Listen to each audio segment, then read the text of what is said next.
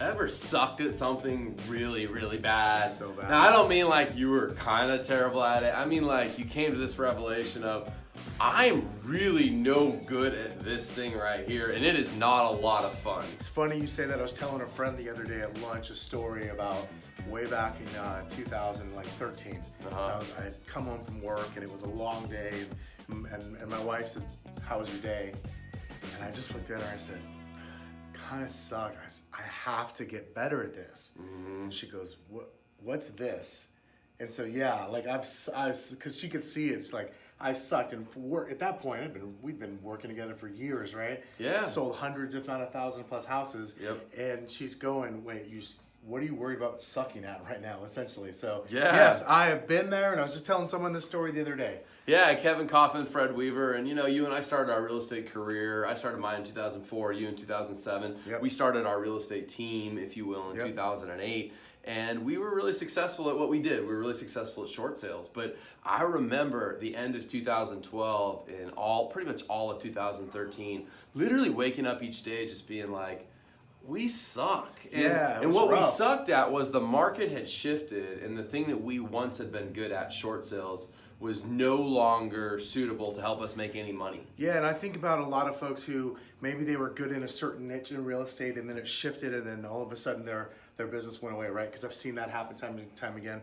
Or another thing is I see people who are really successful in a different industry, and maybe it's even sales, but it's of something else. They get into real estate, and it's really hard. Yeah. And so it's really kind of the same feeling of like, I used to be so good at this, but now it's like I suck, and I don't know what to do. Yep. And for me specifically, this was about taking listings, right? Yes. After I personally listed hundreds of homes for short sale listings, and we had sold those, I didn't know what to do when you got me in front of somebody who had a house to sell in the market in like end of 2012, 2013.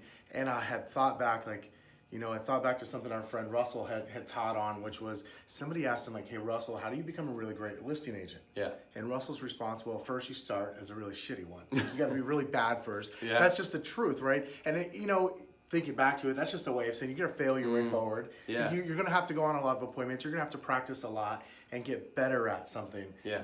But that's hard to do, especially when you're used to winning, and now you're Yeah. just constantly losing. I remember, because that's when I started tracking my appointments, because I knew I was bad, but I was getting like maybe 20% conversion rate on the listing appointments I was going on. Yeah. And I was used to taking 7, 8, 9 out of 10, not 2 out of 10. Yeah. So it was rough. Yeah. So I remember sucking, yes. Well, I think the thing I would say is you're not alone, right? Like, so we all go through these peaks and valleys in our life where we hit extreme highs and extreme lows. Yep. And it's fun to talk about the extreme highs, all the winning. It's great to tell of the hundreds, if not thousands, of short sale transactions you and I did, and all the fun stuff we pulled off, and the short sale approvals we got.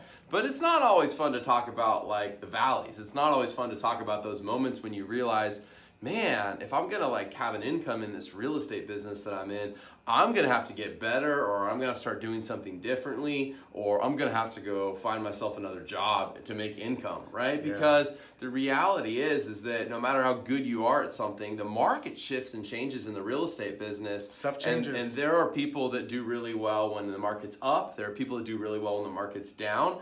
But it's not always the same people that do well when the market's up or down, because there are different skill sets that get learned in those different markets. Yeah, you made me just think of something, which is number one, like you've talked about this a lot, which is don't make decisions in a valley, right? Yeah. So my thought, the way I relate to that is, okay, so if I set a goal, right, I'm going to sell a certain number of houses, or I want to make my income in real estate, or whatever the case is, then I shouldn't even be considering making a decision in that valley, right? I got to work through it. Yes. So what's that mindset that I need, if you will, to work through that so I can get past that really crappy part to get to the part where maybe I'm not so crappy at this, right? Maybe I'm gonna make it. Yeah. But it's hard because in the moment, like I think a lot of us just want to like close up shop and quit and go back to what we're good at. Well, I mean, and this is talked about a lot, but I don't know that it can be overstated. Our mind is a really powerful force, Yes. and it can play a huge part in our success, and it can also play a huge part in our detriment.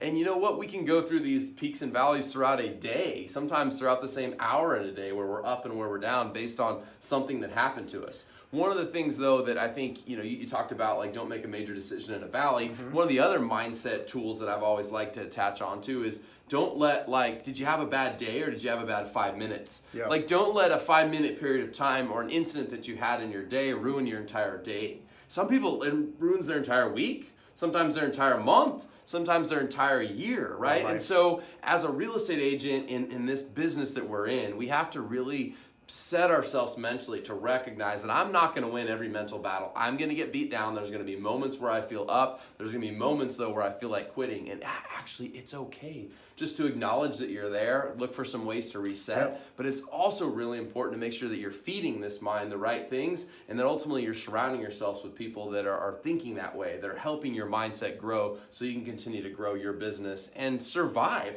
Because sometimes part of success is actually survival. You don't actually just succeed your way all the way through success. You sometimes just survive it. True. No, it's true. Like, it also reminds me of something my buddy Dustin taught me, which is like success is probably 80% psychological, 20% mechanics.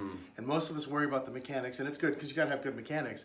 But psychologically or mindset wise, like, we've got to be focused on what benefits us, right? Yes. What are we focusing on that moves us forward, that prevents us from quitting in that valley? Yeah. So today, this week, make sure you're focused on the right stuff. It's okay to acknowledge when you don't feel good. It's okay to actually suck at certain things, but just make sure you're feeding yourself right. You're feeding that brain. Make sure you're putting right input in, and know that, you know what, if you have a bad couple minutes, that's all it was. It was just a bad couple of minutes. Get back out there and do it again.